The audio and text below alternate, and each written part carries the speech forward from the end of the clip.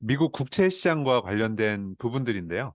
자, 이거는 이제 크게 보면은 코인 시장하고 여러 가지 면에서 관련돼 있을 수 있습니다. 그래서 전체적으로 한번 짚어보면요.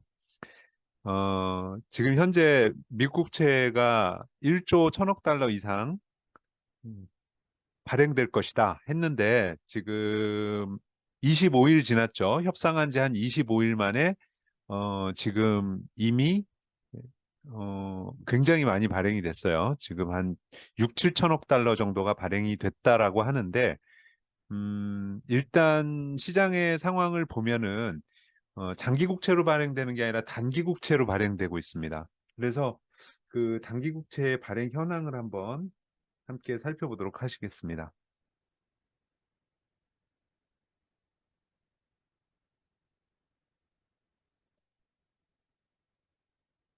자, 단기 국채 현황을 보시면 어디서 볼 수 있느냐면은 휴대폰에서 네이버 증권 들어가셔가지고요. 시장 지표 보시면 자, 거기서 채권 금리가 있습니다. 이게 사이트엔 안 나오더라고요. 인터넷엔 그 PC에서는 안 나오고요. 어, 모바일 버전에서만 나옵니다. 여기서 보시면 채권 금리를 국가별로 나눠서 확인할 수가 있는데 지금 미국 국채거든요. 보면은 미국 국채가 지금 강세를 보이고 있습니다. 그래서 금리가 떨어지고 있죠. 그런데 잘 보셔야 될 건 뭐냐면 미국 국채 10년물, 2년물, 3년물 전부 다 이렇게 떨어지고 있는데 음, 자, 지금 이제 중요한 거는 1개월물부터 6개월물, 특히 3개월물을 봐야 되거든요. 지금 막 실시간으로 시작이 됐습니다. 시작이 되면서 약간 그 0.09%, 0.02% 약세 출발하고 있는데요. 자, 이거를 그래프로 들어가서 한번 내용을 보시면요. 지금 최근에 1개월 상황, 네, 보시면은 6월 중순을 지나면서부터 급격하게 그 금리가 상승하고 있는 것을 보실 수가 있습니다. 그래서 지금 5.25 밑에 있었는데 5.23 정도에 있었는데요. 지금 5.35에 육박하고 있는 그런 상황이고요. 예. 그래서 이게 이제 지속적으로 지금 한 보름 정도 초단기 국채의 금리가 상승하고 있습니다. 이 얘기는 미국이 지금 채권 발행을 장기 채권으로 발행하는 것이 아니라 1개월물, 2개월물, 3개월물, 그리고 6개월물까지 집중해 가지고 초단기 금리로 발행을 하고 있습니다. 근데 그 이유는 뭐냐면 지금 이걸 시장에서 매입할 수 있는 장기 국채를 매입할 만한 자금이 없는 것으로 분석이 되고 있거든요. 그러니까 가장 주되게 발행하는 게 사실은 10년물인데 10년물 국채를 살 그런 주체가 없는 상황이에요. 그래서 단기 국채를 발행하고 있고요. 그 지금 이 장단기 금리의 역전 스프레드를 보시면 이 10년물이 지금 3.73%거든요. 그런데 예, 2년물이 4.36%고 재밌는 것은 지금 6개월물이 5.43%예요. 그래서 현재 6개월물이 가장 비싼 이런 그 형국을 보이고 있는데 무려 어느 정도 차이 납니까? 6.3이니까 3.73이 10년 국채니까 예, 한 2% 가까이 차이 나는 거죠. 예, 그래서 어마어마한 그런 차이를 보이고 있는데요. 자, 원래 장기 국채가 금리가 더 비싼 게 정상입니다. 그런데 단기 국채가 더 비싸지는 것은 불경기 때 나타나는 그 현상이고 이것을 장단기 역전 스프레드라고 이렇게 표현을 하죠. 근데 그 스프레드가 지금 현재 2% 가까이 늘어나고 있다라는 겁니다. 이거는 굉장히 안 좋은 이야기이고요. 미국의 어떤 경기 침체가 급격하게 다가오고 있는 증거로 이렇게 이해를 하실 수도 있겠습니다. 그래서 굉장히 불안한 시그널이죠. 특히 주식 시장에는 그렇습니다. 미국 주식 시장과 관련해서는 이게 이제 어떤 의미를 가질 수 있냐면 자, 이렇게 미국 국채가 5%를 넘어서게 되면은 우량 회사채 금리를 이미 넘어섰습니다. 그러니까 마이크로소프트 같은 그 우량 회사채의 금리 수준이 4%대거든요. 그러면 아무리 국채가 위험해도 미국이 망하면 마이크로소프트도 망하겠죠. 그러니까 아무리 마이크로소프트가 안전하다고 해도 미국보다 안전할 수는 없다는 얘기입니다. 그런데 미국 정부가 발행하는 국채 금리가 5.43%예요. 그러면 우리나라 일반 서민들이 받는 주택담보대출 금리보다도 사실 더 비싼 급전을 미국 정부가 쓰고 있다는 얘기거든요. 근데 이렇게 미국 정부의 급전 금리가 높아지게 되면은 미국 정부도 위험해지지만 미국 정부보다 더 빨리 위험해지는 게 미국의 회사들입니다. 기업들인데요. 자, 말씀드린 바대로 그 우량 회사채들의 금리를 이미 넘어섰습니다. 그래서 마이크로소프트에게 돈을 꿔주기보단 차라리 미국 정부에다가 돈을 꿔주는 게 더 낫고요. 그리고 일반적인 회사채에 비해서 지금 미국 국채가 3개월, 6개월물이잖아요. 즉, 이 1개월물부터 6개월물까지가 전부 다 금리대가 5%를 넘어서고 있습니다. 그러면 어, 지금같이 불안한 장세 속에서는 장기로 어떤 채권을 매입하는 것보다는 초단기로 1개월, 2개월, 3개월 정도 매입하는 게 당연히 선호될 수밖에 없죠. 왜냐하면 앞으로 또 미국 그 연준에서 금리를 적어도 2번 이상 인상하겠다라고 지금 이야기를 하고 있는 상황이기 때문에 여기서 금리가 더 높아질 가능성이 있거든요. 그러면은 장기 국채를 지금 미리 사는 것보다는 단기 국채에 투자하는 게 사실 자본가들 입장에서는 훨씬 더 유리한 상황입니다. 점점 금리가 높아질 테니까요. 자, 이런 상황 속에서 회사채에다 투자할 사람들이 점점 없어지고요. 지금 그 회사채가 그나마 우량 회사채는 그런데 어 그 우량 회사채가 아닌 회사채들은 지금 이미 금리가 10%대가 넘어서고 있습니다. 그러니까 그 얘기는 뭡니까? 거기에다 투자할 사람이 없다란 얘기예요. 그러니까 그만큼 기업 환경이 지금 어려워졌기 때문에 그래서 지금 미국 회사채 시장에 위기가 오고 있다. 자료를 하나 보여드리면 이게 지금 우리나라 국제금융센터에서 지난 6월 13일 날 나온 보고서입니다. 그래서 미국 회사채 시장 동향 및 평가라는 보고서인데 여기 보면은 앞으로 특히 최근 미국 회사채 시장에서 신용 등급 강등 및 디폴트 건수가 증가하고 있으며 저신용 기업들이 이용하는 레버리지론이나 CLO 시장에 대한 우려도 점증되고 있다 이렇게 돼 있습니다. 그래서 지금 기업 운영 환경이 안 좋아지다 보니까 기업이 뭡니까? 대출을 받아서 투자를 해서 예, 그걸로 이익을 얻어서 수익을 내는 게 기업의 운영 방식이죠. 자기 자본금은 굉장히 적습니다.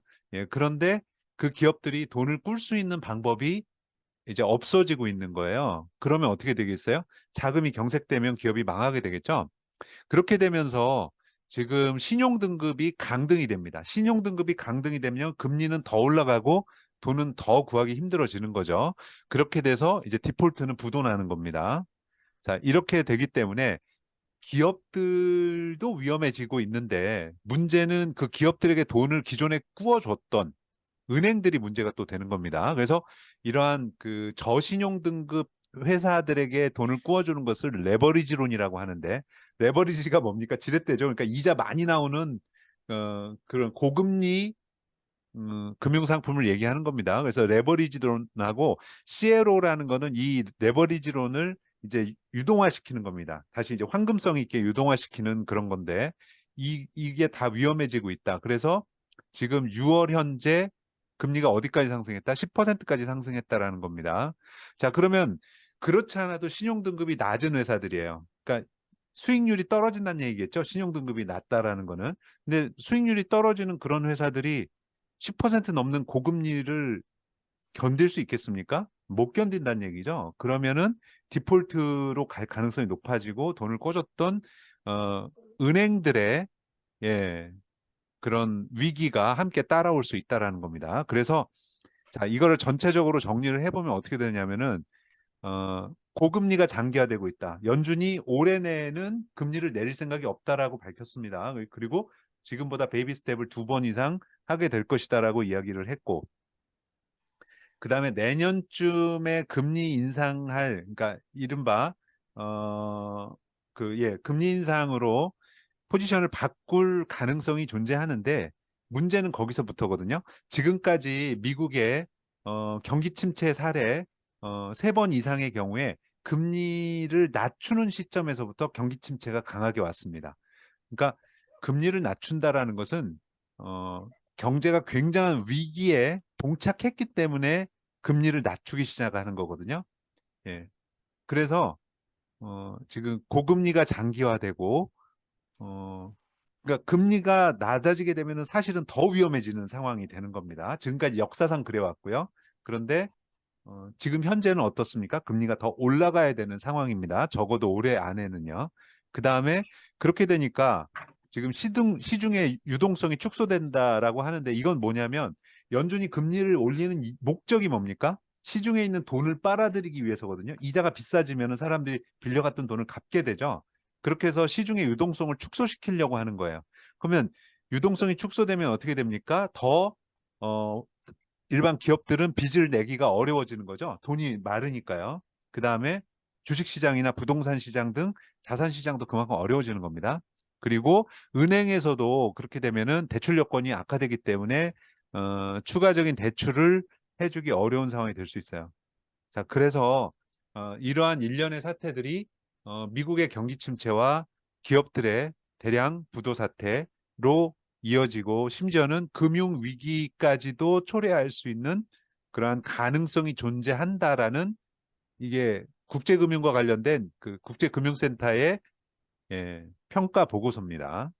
불과 나온 지가 지금 한 2주 정도 된 보고서죠.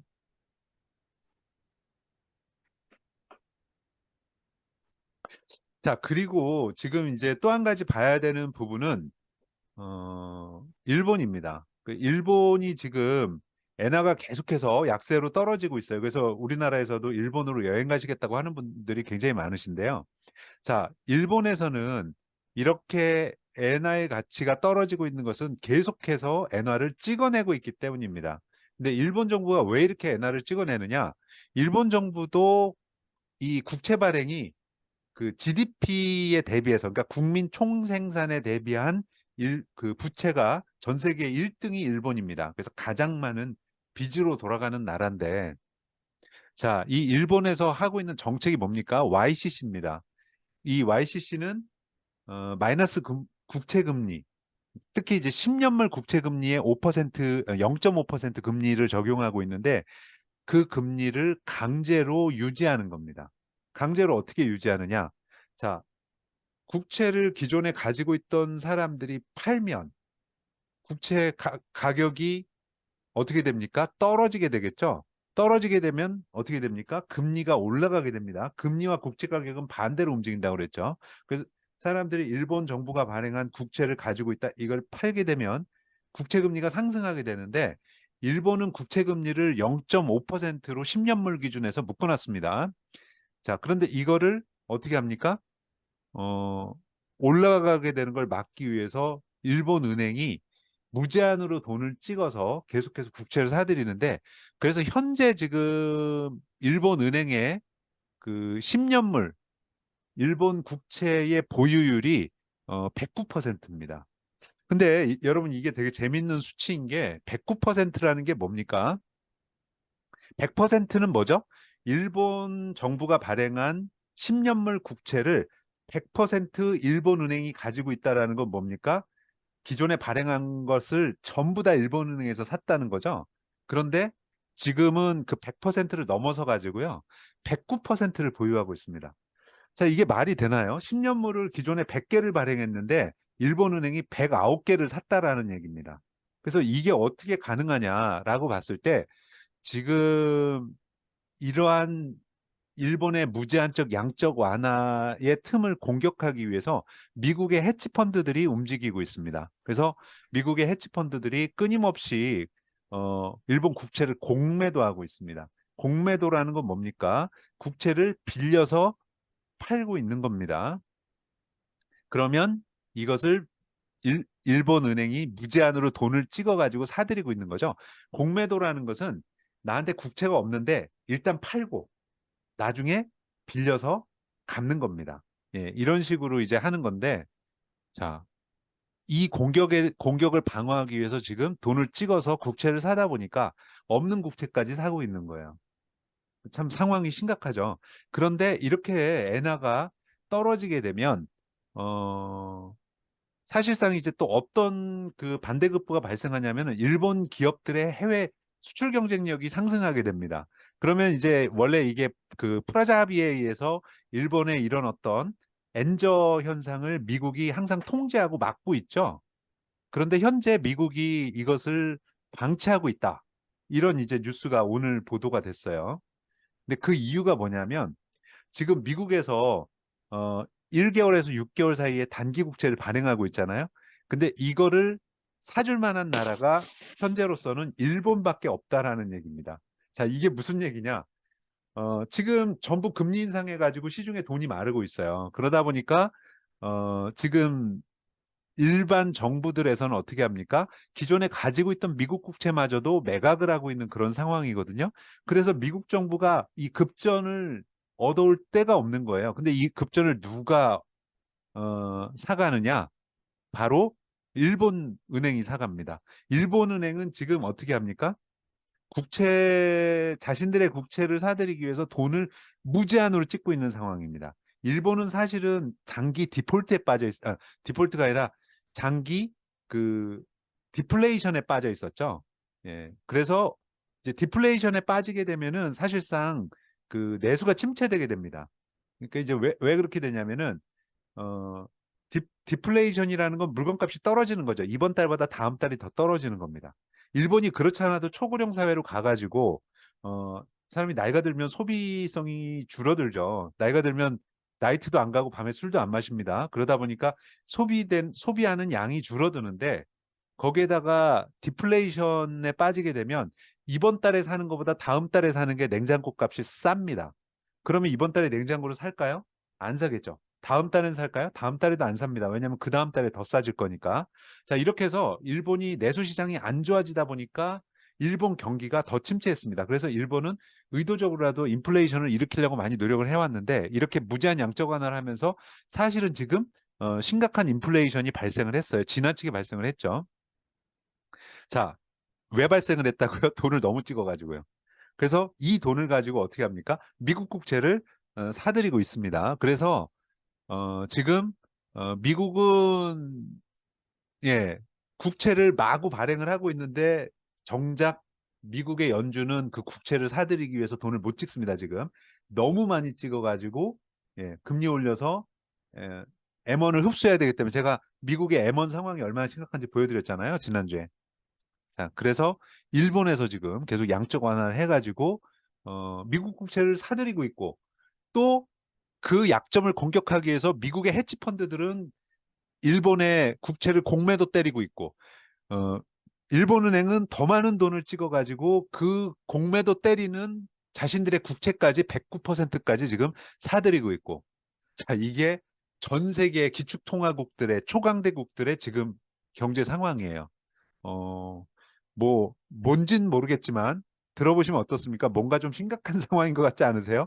미국 정부는 6%에 육박하는 급전을 돌리고 있고, 일본은 돈을 마구마구 찍어가지고 자기들 국채를 갖다가 자기가 찍어서 사들이는데 무려 109%를 사들이고 있고, 미국 헤지펀드는 거기에 가가지고 공매도로 더 많은 국채를, 예, 공매도로 때리고 있고, 예, 그 많이 찍어낸 돈을 주체할 길이 없어서 지금 일본 주가가 사상 최고치를 찍고 있거든요. 돈이 시중에 너무 많이 넘쳐나고 엔저로 인해서 일본 기업들의 수출 실적이 좋아지고 있기 때문에 그렇습니다. 근데 이거 정상적인 상황이 아니거든요. 그래서 그 찍어낸 돈을 가지고 미국의 급전을 갖다가 메꿔주고 있는 그런 상황. 자, 제가 설명을 하면서도 제가 머리가 아파요. 근데 이 상황이 지속될 수 있을 것인가 하는 겁니다. 그런데 지금 전문가들은 굉장히 위험한 상황이고 삐끗하면 일본 경제와 미국 경제가 박살이 날 수 있다라고 경고를 하고 있습니다. 음. 자, 그런데 궁극적으로 이렇게 기축통화의 신뢰도가 떨어지는 것은 비트코인에게는 유리한 시츄에이션이죠. 자, 생각을 해보세요. 돈이 없는 사람 입장에서는 달러 가치가 떨어지든 엔화 가치가 떨어지든 신경을 안 쓰겠지만, 자, 달러는 세계의 기축통화고요. 엔화는 대표적 안전자산입니다. 그래서 달러가 위험할 때는 사람들이 엔화로 피신을 하게 돼 있습니다. 이게 외환시장이에요. 그렇게 해서 전 세계의 부가 움직이고 있는데, 지금 달러가 위태로운데 엔화마저 위태로운 그런 상황이 돼버렸어요. 그러면 세계의 부가 피할 자리가 있습니까, 없습니까? 예, 피해갈 자리가 없다. 자, 그래서 세계적인 지금 자산 운용사들이 어떻게 합니까? 비트코인 현물에 투자하겠다라고 나서고 있습니다. 그래서 미국 SEC에다가 계속해서 신청을 하고 있는데, 그 상황을 한번 살펴보시겠습니다. 자, 지난주에 블랙록에서 어, 여기도 지금 자산 운용사죠. 예, 그런데 이렇게 지금 주식시장도 위태로운 외줄타기고 외환시장도 마찬가지고요. 모든 것이 지금 불안합니다. 그러다 보니까 블랙록에서 10조 달러를 운영하는 회사인데 비트코인 현물에 투자할 수 있는 ETF를 발행하겠다. 예, 라는 신청을 했습니다. 자, 블랙록이 신청하자 인베스코와 비트와이즈도 같이 비트코인 현물 ETF를 신청을 한 상황이고요. 어제 오늘 사이에 나온 뉴스에서는 피델리티가 또 신청을 했다라는 뉴스가 나오고 있습니다. 자, 근데 이 피델리티는 블랙록과 비등한 회사입니다. 그래서 11조 달러를 지금 운용하고 있는 그런 거대 증권 투자 기관입니다. 그래서 증권업계 최상위 레벨에 있는 거고요. 11조 달러면은 우리나라 돈으로는 1경 4천억? 1경 4천조? 1경 5천조 정도 되는 거죠. 자, 10%만 움직여도 지구상에 존재하는 모든 코인을 싸그리 다 사들일 수 있는 금액입니다. 예, 어마어마한 돈인데 그게 블랙록 하나만 들어온 게 아니고 지금 피델리티까지 들어왔어요. 그래서 누군 내주고 누구는 안 내줄 수 없죠. 만일 승인을 내주게 되면 여기가 줄줄이 사탕으로 승인을 받게 됩니다. 자, 이렇게 승인을 받게 되고 이들의 자산이 지금 미국도 불안하고 일본도 불안한 상황 속에서 만일 비트코인 쪽으로 몰리게 되면 조금만 들어와도 급등하게 되겠죠. 그런 상황입니다.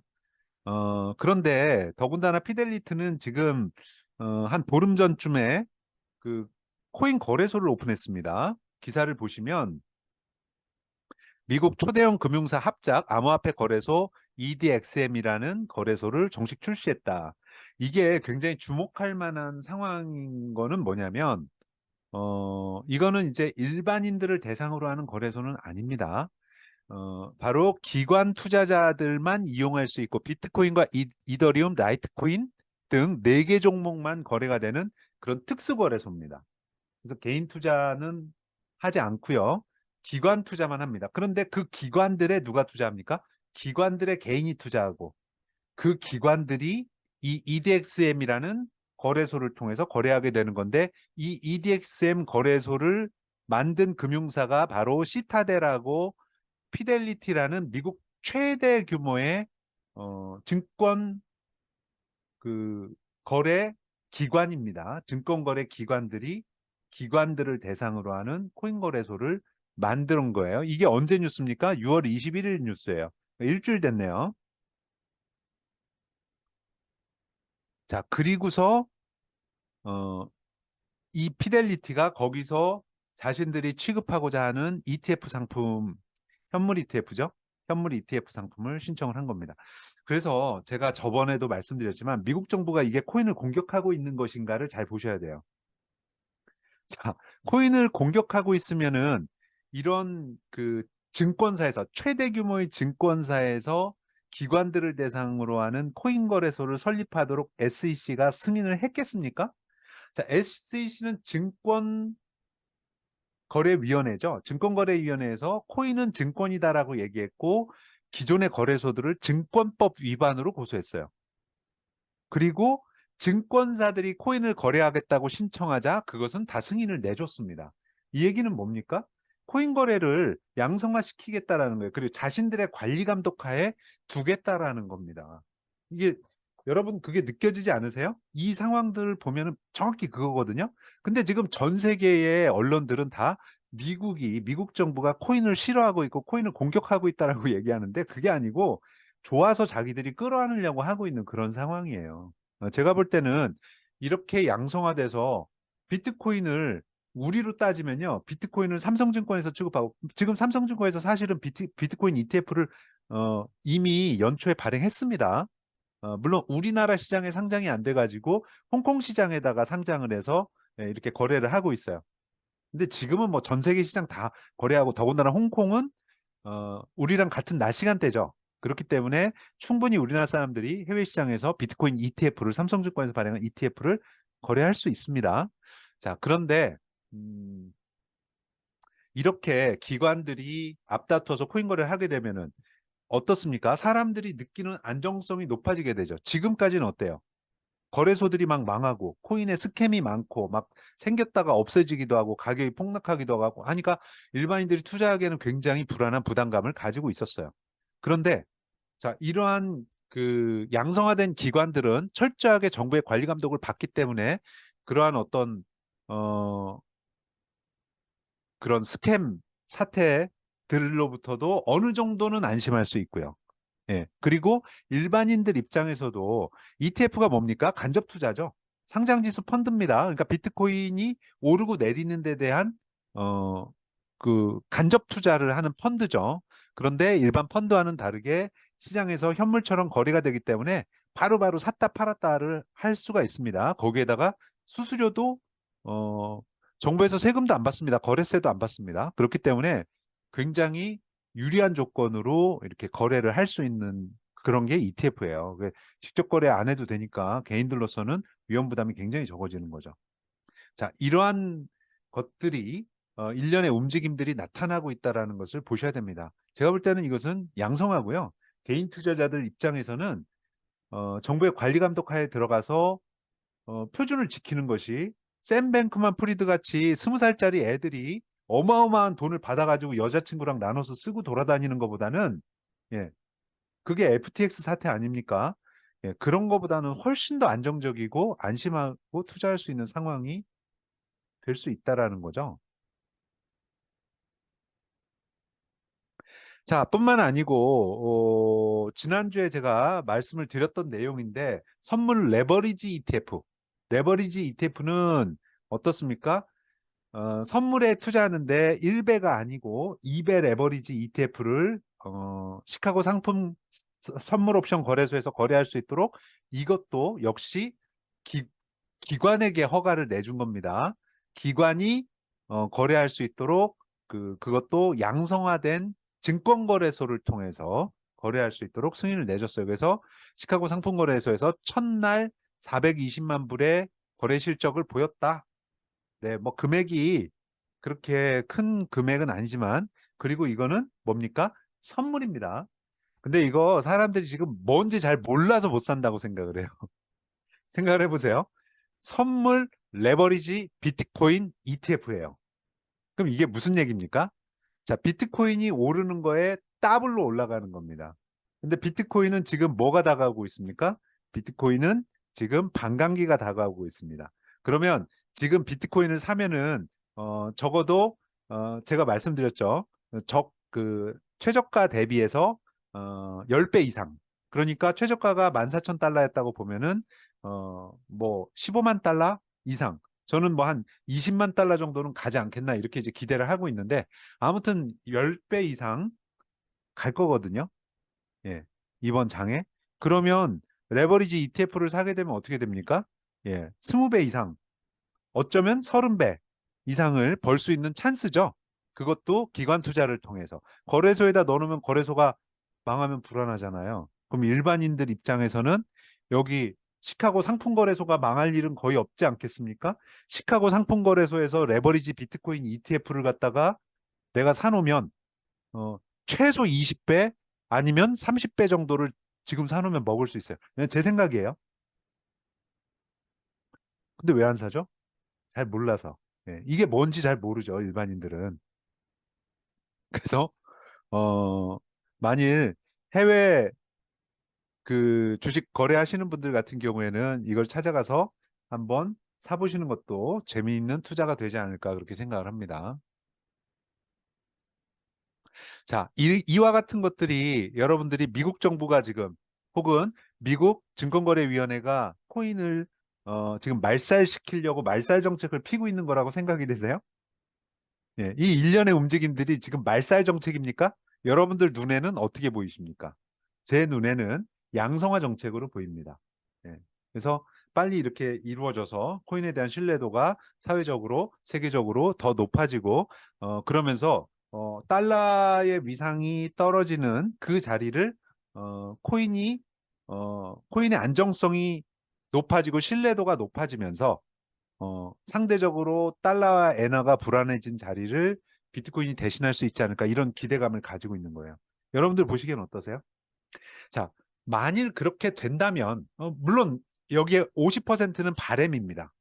50%는 예상입니다. 자, 근데 그 터무니없는 바램이 아니다라는 것을 제가 지금 보여드린 거예요. 이번에 좀 예상을 깨고 더 많이 올랐으면 좋겠다. 근데 우리끼리 사가지고는 더 많이 오르기는 어렵다. 예, 왜냐하면 추세라는 게 있으니까. 그런데 만일 여기에 뭐 블랙록부터 시작해서 피델리티나 이러한 최대 규모의 증권사들. 근데 지금 미국 증권이 떨어지고 있다. 그리고 미국 증권이 내년 되면 어떻게 해요? 더 어려워질 거고 경기 침체가 올 것이고 어쩌면은 심각한 금융위기까지 올 수 있다. 그렇게 되면 미국 주식시장 어떻게 되겠습니까? 박살나겠죠. 그러면 이런 증권 투자 기관들이잖아요. 이런 회사들 입장에서는 그 자금을 박살나는 주식시장에서 주식을 들고 있으면서 박살을 맞고 싶겠습니까? 아니겠죠. 그러면 그 자금이 어떻게 해요? 코인 시장으로 들어오면은 코인 시장은 지금 눈꼽만 하죠. 전 세계 코인, 지금 비트코인, 전 세계 비트코인을 다 합쳐도, 예, 무슨 미국의 메타나 아니면 이런 주식 하나 될까 말까. 그리고 지구상의 모든 코인을 다 합쳐도 미국의 엔비디아 지금 주식 한 종목 가격 될까 말까예요. 그런데 이러한 기관 투자자들이 지금 선물 거래는 다 들어와 있습니다. 그리고 자기들끼리 거래소도 차렸어요. 정부의 승인하에. 자기들끼리 코인 거래소도 기관 투자자 전용으로 차려놓고 거기에다가 현물 투자를 이제 하겠다라고 현물 투자 ETF를 신청한 거예요. 자, 근데 여러분 이걸 생각해 보세요. 현물 투자 ETF는 그것도 뭡니까? 어, 그게 뭔가를 한번 잘 생각을 해보세요. 선물은요, 기관들이 아무리 많이 사도 비트코인 가격이 오르거나 떨어집니까? 아닙니다. 선물이라는 건 뭐냐면 오른다에 돈을 걸거나 떨어진다에 돈을 거는 게 선물입니다. 근데 자, 오른다 떨어진다에 돈을 아무리 많이 걸었다고 해도 예, 이 현물 가격 자체가 오르거나 떨어지는데 직접적으로 영향을 미치는 게 아니거든요. 그러다 보니까 기관들 입장에서는 선물 투자만 하게 되면 어떤 현상이 나타나냐? 내가 엄청나게 많이 샀음에도 불구하고 비트코인 가격은 비실비실비실 떨어질 수가 있고 나는 손실을 입을 수가 있다란 얘기예요. 자, 그런데 여러분 주식 투자 해보신 분들은 아실 거예요. 기관이 어떤 식으로 투자하는지. 자기들끼리 막 사가지고 가격 끌어올리고 어떻게 합니까? 개미들한테 팔아버리고 이렇게 해서 사실은 주식시장이 안 좋을 때도 기관이 항상 승리를 하고 개미들은 항상 깨집니다. 자, 근데 그렇게 하려면 어떻게 해야 됩니까? 기관들이 현물 시장에 들어올 수 있어야 된다라는 거죠. 자, 그래서 기관들이 현물 시장에 들어가겠다라고 신청을 하는 겁니다. 그리고 그게 뭐예요? ETF를 발행하는 거기 때문에 개인들은 그 ETF를 사면 돼요. 그리고 기관들은 그 돈을 가지고 현물 시장에 들어와서 비트코인을 사겠다라는 거예요. 즉, 직접 가격을 끌어올리겠다라는 거예요. 그러면 자기들이 가지고 있는 자산, 운용 자산의 1%만 들어와도 자, 지금 비트코인 하루에 그 유통 거래량이 어느 정도냐면은 현재 발행된 비트코인 전체량의 2% 정도입니다. 그러니까 2%밖에 유통량이 안 돼요. 그러니까 전 세계에서 유통되는 양이 2%. 그것도 샀다 팔았다 샀다 팔았다 한 걸 다 합친 겁니다. 샀다 팔았다 샀다 팔았다 한 걸 다 합친 거니까 실제 유통량은 1%도 안 될 수도 있어요. 그래서 그런데 지금 10%의 자금이 한 회사에 블랙록 한 회사의 10%의 자금이면 전체 코인 시장을 다 사버릴 수 있다라고 그랬죠. 그거는 유통량이 아닙니다. 기존에 장기 홀더들이 고래들이 10년째 깔고 앉아 있는 모든 걸 다 사들일 수 있다는 얘기예요. 락 걸려 있는 코인까지 분실된 코인까지 다 사들일 수 있다는 얘기입니다. 10%만 풀면 한 회사에. 그런데 그렇게 되나요? 유통량이 그렇게 없다니까요. 1% 정도밖에 없다니까요. 더더군다나 내년 4월부터는 그 유통량이 어떻게 됩니까? 지금의 절반으로 떨어지는 반감기를 맞이하게 됩니다. 그렇게 되면은 자, 현물 시장이 기관들에게 활짝 열리고 기관들의 자금이 선물로 밀려들고 어, 그러면서 시중 유통량은 이제 한 9개월 후부터는 비트코인 유통량이 절반으로 떨어지게 돼요. 어떻게 될까요? 여러분들이 예측하는 그 시나리오를 한번 말씀해 보세요. 자, 저는 굉장히 재밌다라는 생각이 듭니다. 자, 하지만 반대되는 뉴스들도 있어요. 지금 우리나라에서는 떠들썩한 게 하루인베스트하고 델리오가 하루인베스트가 거의 뭐 도망을 가다시피 했고요. 델리오는 출금 정지가 됐다가 뭐 오늘 일부 출금이 재개됐다는 뉴스도 있었습니다. 예, 그런데 전부는 아니고요. 자, 그다음에 프라임 트러스트. 이거는 미국에서 지금 있는 상황이죠. 그래서 미국판 하루인베스트인 프라임 트러스트가 파산했어요. 그래서 네바다주가 철저히 조사하겠다. 뭐 이렇게 얘기를 했는데 프라임 트러스트가 현재 현금이 8,567만 달러 그리고 코인이 6,950만 달러. 금액이 뭐 그렇게 큰 건 아닙니다. 하지만 아무튼 그렇게 지금 파산이 됐고요. 근데 이제 여기서 문제가 되는 게 뭐냐면 이 프라임 트러스트가 뭐하고 관련이 있냐면 TUSD랑 관련이 있습니다. 스테이블 코인 TUSD랑 관련이 있는데 그래서 이 트루 USD, TUSD가 지금 문제가 있다 없다 해가지고 일부 일시적으로 이게 저게 깨졌었어요. 패깅이 디패깅 돼가지고 TUSD가 한때 0.9957달러까지 디패깅이 됐다가 현재는 이제 다시 어느 정도 회복한 상황입니다. 9991까지 이제 올라왔다. 이렇게 돼 있고요. 현재 상황을 한번 볼까요?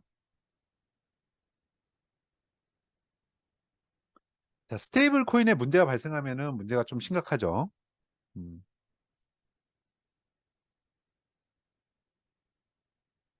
현재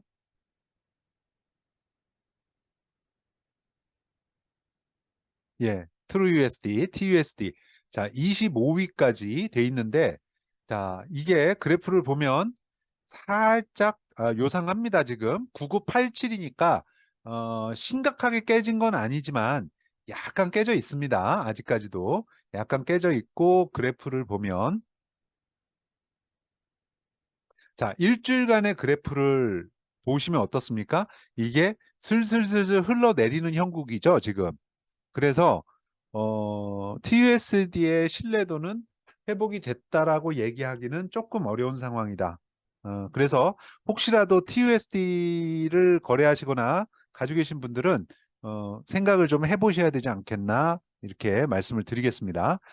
그 다음에 또 한 가지는 지금 USDT와 관련된 증권거래위원회의 조사가 들어간다는 얘기가 돌면서 거래소에서 USDT보다 USDC의 유통 거래량이 지금 뭐 늘어나고 있다. 그래서 오늘 뉴스에는 USDC의 거래량이 USDT를 앞질렀다. 뭐 이런 얘기도 있습니다. 여기 지금 신문 기사를 보면 자, 여기 이렇게 나와 있는데요. 제목을 보시면 USDC가 USDT를 제압했다. 어, 섹스서 가장 유동성 높은 스테이블 코인이 됐다. 섹스는 중앙화 거래소죠.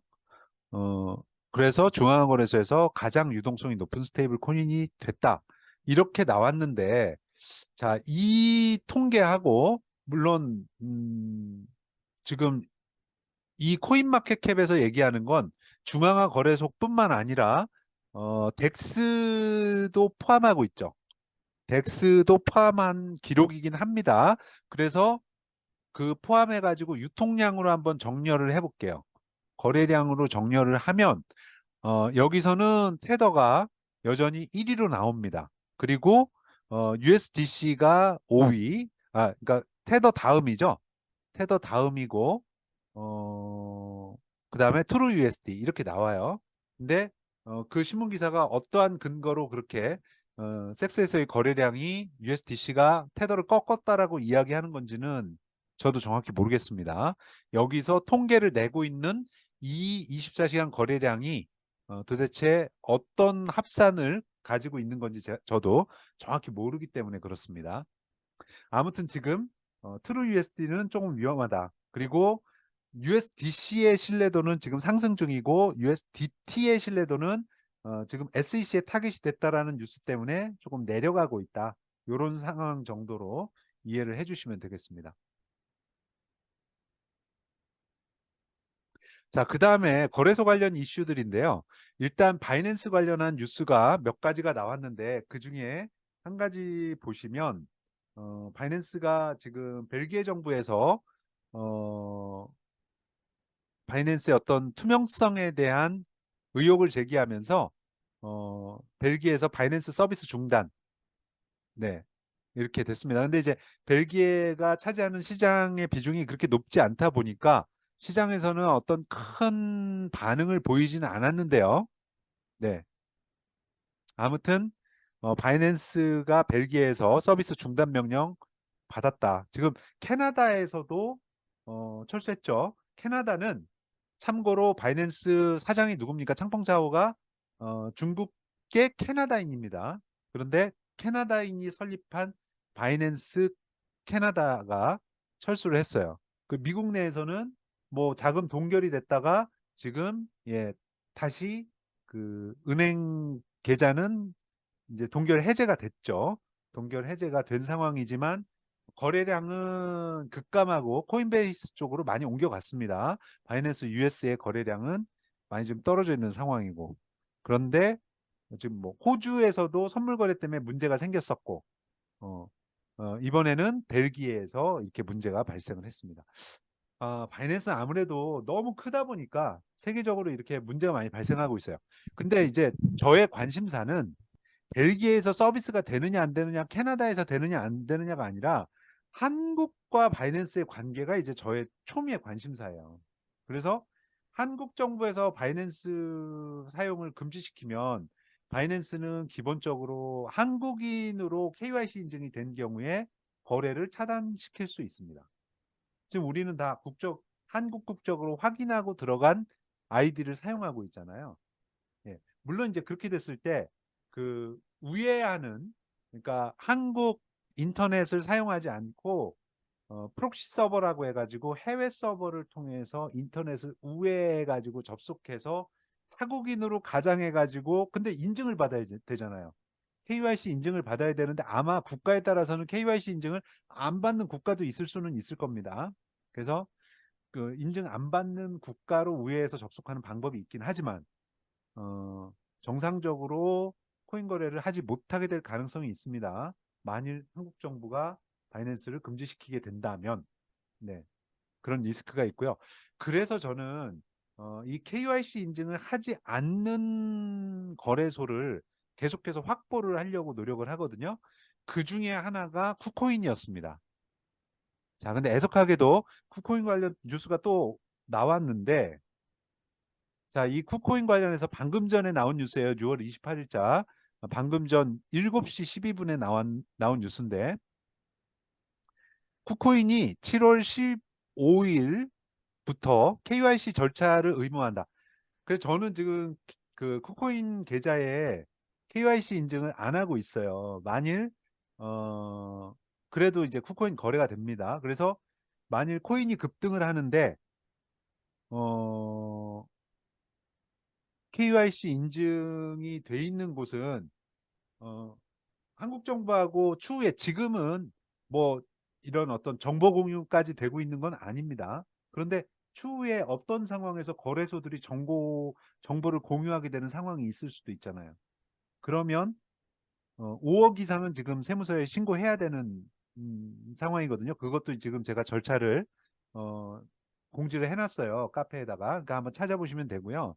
그래서 해외 계좌가 5억 이상이 되면 코인 계좌가 1년 중 한 번이라도 5억 이상을 돌파했었으면 세무서에 신고하도록 돼 있습니다.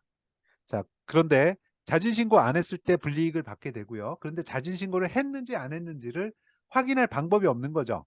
근데 KYC 인증을 했으면 적어도 한국 국적자가 통장에 얼마를 가지고 있다라는 것을 그 거래소는 알고 있다라는 겁니다. 하지만 내가 KYC 인증 안 했으면 어, 내가 어느 나라 국적자인지 모르는 거죠. 자, 그런데 안타깝게도 15일부터 KYC 인증을 쿠코인 해야 된다라는 거예요.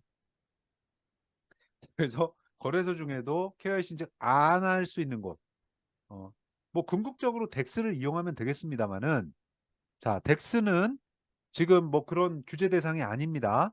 그런데 문제는 덱스에서는 섹스만큼 활용할 수 있는 어떤 금융 기법들이 다양하지 않다라는 것이 문제가 되는 겁니다. 레버리지를 사용하기에 불편합니다. 그래서 이제 그게 이제 문제가 되는 거예요.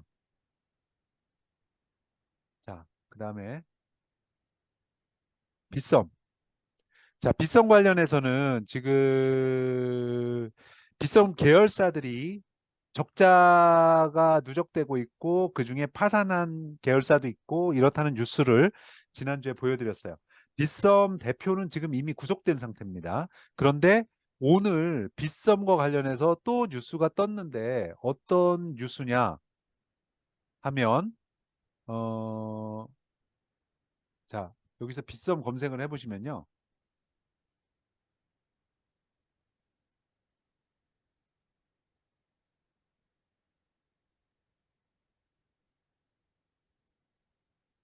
자, 여기 그 11시간 전에 뜬 뉴스고요. 빗썸 주가 조작 연루 어, 해서 초록뱅 그룹 회장이 구속 영장이 청구됐습니다.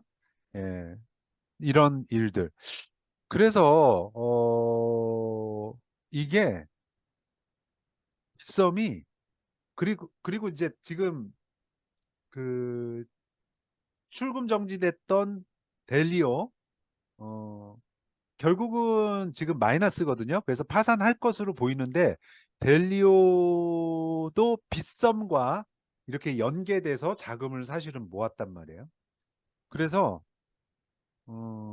되게 빗썸 관련해서는 문제가 많습니다. 그래서 혹시 빗썸에다가 좀 코인을 많이 가지고 계시거나 그런 분들은 어, 좀 옮겨 놓으시는 게 낫지 않을까. 예. 안 좋은 뉴스가 너무 많아요. 그렇다고 해서 뭐 오늘 당장 지금 빗썸이 어떻게 된다는 얘기는 아닌데 아무튼 계속 안 좋은 뉴스가 나오니까 굳이 내가 돈을 거기밖에 없으면 몰라도 거기가 제일 좋으면 몰라도 굳이 거기다가 쌓아놓고 있을 필요가 있겠는가 하는 겁니다. 그래서 잘 생각하시기를 바라겠습니다. 자, 오늘 이 정도로 살펴봤습니다. 다시 한번 정리를 해보자면 지금 미국 국채는 어, 6개월 미만의 단기물 위주로 해서 발행이 되고 있고 어, 지금 급격하게 미국의 부채는 늘어나고 있는 상황이고, 자, 그러면서 미국의 장단기 금리 차가 역전이 심화되고 있고, 그 역전폭이 이미 2%에 육박하고 있고, 그런데 이 단기 국채를 계속해서 발행할 수밖에 없고, 왜냐하면 장기 국채를 사줄 돈이 없기 때문에, 왜냐하면 금리 인상하면서 계속해서 시중의 유동성은 줄어들고 있고, 그렇기 때문에 장기국채 발행을 못하고 있고 단기 급전을 갖다가 주로 누가 사들이고 있느냐? 일본의 양적 완화에 의한 엔화가 와서 사들이고 있고 또 미국의 헤지펀드는 일본의 국채를 공매도 때리고 있고 또 그거를 일본의 은행은 또 돈을 찍어 가지고 109%나 자작극으로 사들이고 있고 예. 하여튼 연준은 또 금리를 올리겠다고 얘기하고 있고 이런 상황입니다. 그래서 이런 상황 속에서 미국의 이 증권 투자사들은 어떻게 합니까? 비트코인을 직접 사겠다라는 비트코인 현물 ETF에 블랙록과 피델리티를 필두로 해가지고 많은 기관 투자자들이 SEC에 지금 신청을 해놓은 상황이고, 피델리티는 지난주에 EDXM이라는 기관들을 대상으로 하는 코인 거래소를 증권거래소 승인하에 오픈을 했고, 그리고 미국의 증권거래소는 어, SEC는 선물 레버리지 ETF, 그러니까 기존의 선물 ETF는 승인했었죠. 근데 레버리지 ETF, 더블로 먹는 거 말입니다. 자, 이것을 시카고 상품거래소에다가 상장하도록 SEC가 승인을 내줬고, 그래서 이미 지금 선물 레버리지 ETF는 시카고 상품거래소를 통해서 거래가 이루어졌고, 이루어지고 있고, 네. 근데 만일 현물 ETF가 승인이 나서 그러면 기관 투자 자금이 쏟아질 것이고, 증권 시세가 안 좋아지고 부동산 시세가 안 좋아지는 만큼 그쪽에 들어갔던 자금들이 대거, 예, 왜? 그들은 지금 바이낸스나 이러한 거래소들은 못 믿어서 못 들어왔던 거예요. 왜냐하면 자기 돈도 아니고 고객 돈인데, 고객 돈을 갖다가 자기들 마음대로 이른바 사설거래소에다가 집어넣을 수는 없잖아요. 예. 그런데 SEC가 승인한 이러한 거래소들을 통해서, 그러한 상품들을 통해서 증권거래소에서 만일 상품이 비트코인이 거래되게 되면은 그러한 기관 자금들이, 예를 들면은 뭐 국가의 연금, 어마어마한 자금들을 가지고 있죠. 이런 데들이 비트코인 현물 ETF가 미국 증권거래소에 상장되면 어떻게 되겠습니까? 그러면 어마어마한 자금들이 들어오게 되겠죠. 예. 그렇게 되면 어, 행복한 시나리오를 돌려보자면, 막상 살려고 들어왔는데 비트코인의 유통량이 어떻게 됩니까? 반으로 떨어지는 게 9달 남았고, 예. 그래서 그게 만일 맞물리면은 가격은 어쩌면 제가 상상하는 가격인 15만에서 20만 정도를 저는 이번에 고점으로 보고 있는데, 그 고점을 훨씬 더 넘어갈 수도 있고, 어, 그렇게 하기 위해서 더 좋은 거는 지금부터 시동이 걸리는 겁니다. 그래서 반감기 이전에, 왜냐하면은 기관 투자자들이 올 하반기부터 들어오면서 코인 시장에 불이 붙기 시작해서 한 뭐 지금으로부터 3배 혹은 5배 이렇게 쭉 올라간 상황에서 반감기를 맞이하고, 거기서 발작이 일어나면서 가격이 수십 배 폭등하는 이런 상황이 펼쳐지면은 가장 이상적인 시나리오죠. 그렇게 하면 어, 이제 기관들과 맞서 싸울 만한 자금을 우리 신비클럽에서 확보하게 됩니다. 여러분, 그 혹시 지금 신비클럽 정회원이 아니신 분들은 반드시 신비클럽에 가입을 하셔가지고 유료 가입을 하셔서 그러한 저희가 사용하는 안전한 레버리지 방법들을 정확하게 배우시고 익히셔야 돼요. 그래서 수십 배 오를 때 수백 배 혹은 수천 배의 어떠한 레버리지 효과를 볼 수 있는 그러한 기법들을 익히시고 활용하실 수 있어야 됩니다. 네. 그러기 위해서는 지금 공부도 하셔야 되고 자금도 만들어야 되는데, 자금을 만드는 것도 사실은 신비클럽에서 다 이루어지거든요. 신비클럽이 스타디, 인베스트, 비즈 이 세 가지를 한꺼번에 할 수 있다 해서 신비클럽입니다. 네. 그래서 함께 이 시장에서 공부도 하시고 투자도 하시고 또 비즈니스도 하셔서 투자 자금도 만드실 수 있고, 그리고 사람들에게 이러한 어떤 코인이 가져오게 될 탈중앙 경제가 세상을 더 풍요롭고 안전하게 만들 수 있다는 사실들을 알리는 일에 함께 앞장서셨으면 좋겠습니다. 참여하실 분들은 저에게 개인적으로 신청해 주시면 되겠습니다. 지금 이미 많은 분들이 참여하셔서 4기가 진행되고 있습니다. 그래서 5기에 함께 하실 분들 꼭 신청하셔서 함께 이렇게 이번 반감기 때 정말 대단한 기회를 꼭 활용하실 수 있으셨으면 좋겠습니다. 자, 오늘 미팅은 이것으로 마치도록 하겠습니다. 다음 시간에 더 많은 분들과 함께 오실 수 있도록 주변에 많이 홍보도 좀 부탁드리겠습니다. 이상으로 어, 저희 미팅 마치도록 하겠습니다. 감사합니다. 아, 제가 이 화면 공유를 오늘 안 하고서 말씀을 드렸네요. 아, 누가 말씀 좀 해주시죠. 신문 기사를 저 혼자 보고 말씀을 드렸군요. 네, 죄송합니다. 마치겠습니다.